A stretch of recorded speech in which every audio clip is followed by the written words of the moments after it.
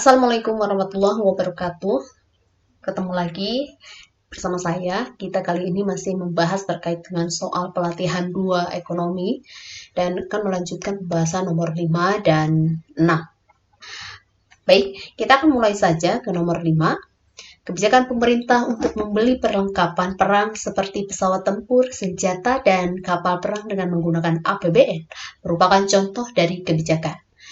Nah, kita perlu mengenal kembali APBN itu apa?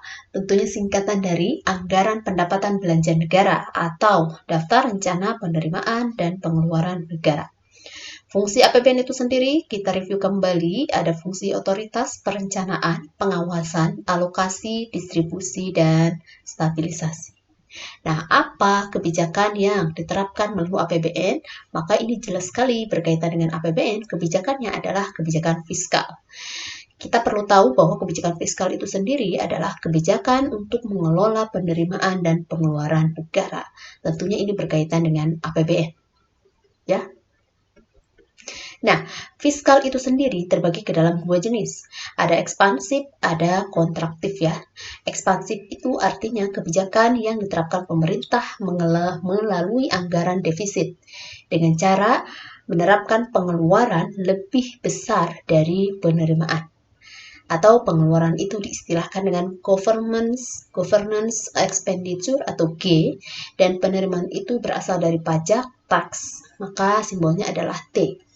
Sedangkan kontraktif adalah kebijakan pemerintah yang menerapkan melalui anggaran surplus, atau kebalikan dari ekspansif ya, defisit, berarti penerimaannya lebih besar daripada pengeluaran. T lebih besar daripada G. Tentu saja nomor 5 ini jawabannya adalah yang B. Kita lanjut nomor 5. Nomor 6 maksud saya. Pasar yang terdapat banyak penjual, kemudian barangnya sejenis, namun produknya memiliki perbedaan ciri. Nah, maka ketika ada barang yang memiliki perbedaan ciri-ciri, ini sebenarnya diistilahkan dengan diferensiasi, memiliki diferensiasi. Nah, ketika barangnya terdiferensiasi, maka sebenarnya ini sudah jelas. Jawabannya adalah persaingan monopolistik. Karena untuk persaingan yang lain itu berbeda. Seperti misalnya persaingan pasar sempurna. Ini adalah barangnya homogen. Oligopoli itu barangnya ada 2, terbagi kedua.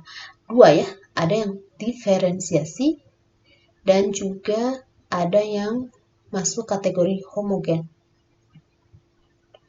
Sedangkan menampung monopoli, barangnya bersifat unik. Nah, kita jelaskan sedikit materi berkaitan dengan pasar persaingan monopolistik, di mana ciri lebih lengkapnya adalah yang pertama banyak produsen, kemudian barangnya terdiferensiasi, tadi sudah dijelaskan, kemudian dia memiliki kemampuan dalam pengaruhi harganya itu ada, walaupun tidak banyak, dan dia sebagai price setter, kemudian keluar bebas masuk ya, free entry and exit, kemudian syarat keseimbangannya MR sama dengan MC dan demand sama dengan AR atau P lebih dari MC.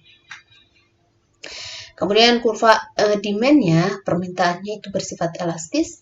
Ada kondisi di jangka panjang dan jangka pendek. Untuk jangka pendek, perusahaan akan mengalami 3 hal. Yang pertama, laba supernormal, laba normal, dan rugi. Sedangkan jangka panjang, dia hanya mengalami 1 kondisi, yaitu laba normal. Dan di pasar persaingan sempurna, pasar persaingan monopolistik ini, persaingannya itu non-harga. Karena setiap barang, setiap perusahaan memiliki ciri khas masing-masing. Efek dari diferensiasi tadi. Contoh di sini adalah barang-barangnya seperti pakaian, sepatu, ATK, dan masih banyak lainnya. Dan untuk kehidupan nyata, kebanyakan kita sebenarnya menggunakan atau mengkonsumsi barang-barang monopolistik. Kemudian kita lihat kurvanya. Kurvanya kita terbagi ke dalam 2, bagaimana kurva saat kondisi short run atau jangka pendek, kurva saat kondisi long run atau jangka panjang. Untuk jangka pendek kita bahas yang pertama terkait dengan kondisi laba supernormal, maka dia TR-nya lebih dari TC. Untuk gambarnya, sumbunya Q dan P atau MR. Untuk demand, kurva demand-nya yang warna hijau tentunya dengan syarat D sama dengan P sama dengan MR atau AR. Kemudian untuk kurva yang hitam, ini kurva FR. Kemudian untuk yang warna merah, ini kurva MC. Di mana kita tahu bahwa FR sama dengan MC, maka ini perpotongan antara MR sama dengan MC. Perpotongan di sini, di titik C. Nah, kita bisa menimbulkan di sini key star itu didapatkan dari perpotongan antara MR sama dengan MC. Kemudian muncullah titik A dan titik B, kemudian titik C dan titik D. Untuk TR-nya itu sendiri daerahnya adalah 0 key star AB. Ya, segi 4 ya. Persegi 4, 0, ini 0 key star AB. TR-nya total revenue, sedangkan TC-nya itu yang diarsir warna kuning ya, warna kuning. Kemudian untuk kondisi laba normal atau BEP break even point itu syaratnya adalah nilai TR sama dengan TC. Nah, untuk TR maka kita bisa lihat karena sama dengan TC, maka TR-nya itu daerahnya adalah 0 key star AB. Karena memang nilainya sama antara TR dengan TC dengan adanya sentuhan bersinggungan antara D demand dengan AC ya, di sini titik A sini. Kemudian untuk kerugi kondisinya TR kurang dari TC. Nah, mana kondisi ruginya adalah dia berwarna kuning ini, arsir. Ini kerugiannya. Di mana kerugiannya ini adalah TR-nya 0 key star AB, kemudian TC-nya adalah 0 key star CD. Tentunya ini lebih besar daerah yang diarsir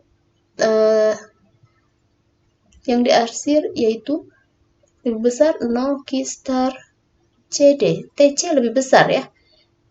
Segi 4 TC itu lebih besar daripada segi 4 TR. Maka jelas ini kerugiannya ada di arsir warna kuning. Ya. Kemudian untuk long run itu laba normal, maka tinggal melihat tadi kurva laba normal berarti yang ini ya. Oke teman-teman, cukup segitu aja. Mudah-mudahan bisa dipahami. Jika pun kurang dipahami nanti bisa ditanyakan di dalam kelas. Terima kasih, saya tutup. Assalamualaikum warahmatullahi wabarakatuh.